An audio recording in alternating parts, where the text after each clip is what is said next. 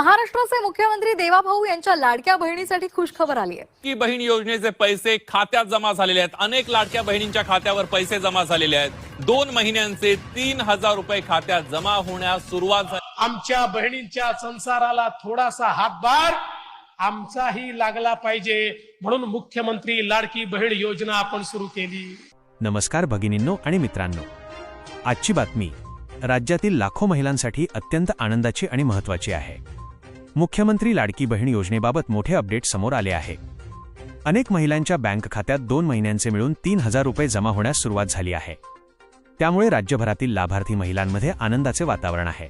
मुख्यमंत्री देवेंद्र फडणवीस यांनी या योजनेबाबत महत्त्वाची माहिती देताना सांगितले की सरकारने महिलांच्या आर्थिक सक्षमीकरणासाठी सुरू केलेली ही योजना पुढेही सुरू राहणार आहे।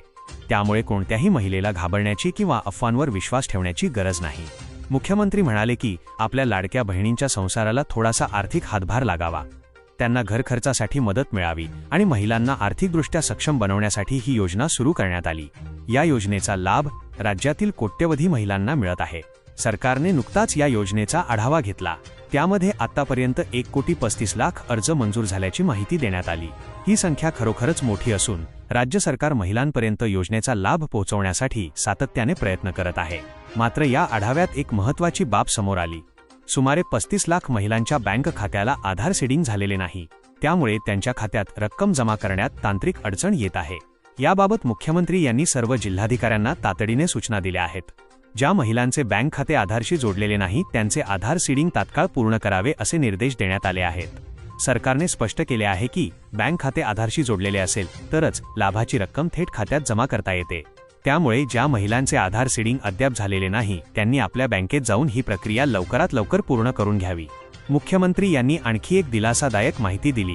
त्यांनी सांगितले की जरी आधार सीडिंगमुळे काही महिलांना थोडा उशीर झाला तरी त्यांचे पैसे अडकणार नाहीत। आधार सीडिंग पूर्ण झाल्यानंतर त्यांनाही सर्व थकीत रक्कम एकाच वेळी मिळेल। सरकार फक्त 1,35,00,000 लाभार्थ्यांवर थांबणार नाही। 31 जुलैपर्यंत ज्यांचे अर्ज मंजूर होतील त्या सर्व पात्र महिलांना जुलै आणि ऑगस्ट या दोन्ही महिन्यांचे मिळून 3000 रुपये दिले जातील असेही मुख्यमंत्री यांनी स्पष्ट केले। याचा अर्थ असा की जर तुमचा अर्ज पात्र असेल आणि आवश्यक कागदपत्रे पूर्ण असतील तर तुम्हालाही 2 महिन्यांची रक्कम मिळू शकते। यावेळी मुख्यमंत्री यांनी महिलांना अफवांपासून सावध राहण्याचे आवाहन केले। सोशल मीडियावर अनेक चुकीच्या बातम्या पसरवल्या जात आहेत। योजना बंद होणार, पैसे परत घ्यावे लागतील किंवा लाभ बंद केला जाईल अशा अफवांवर विश्वास ठेवू नका असे त्यांनी सांगितले। त्यांनी स्पष्ट शब्दांत सांगितले की जोपर्यंत हे सरकार आहे तोपर्यंत मुख्यमंत्री लाडकी बहीण योजना सुरूच राहील।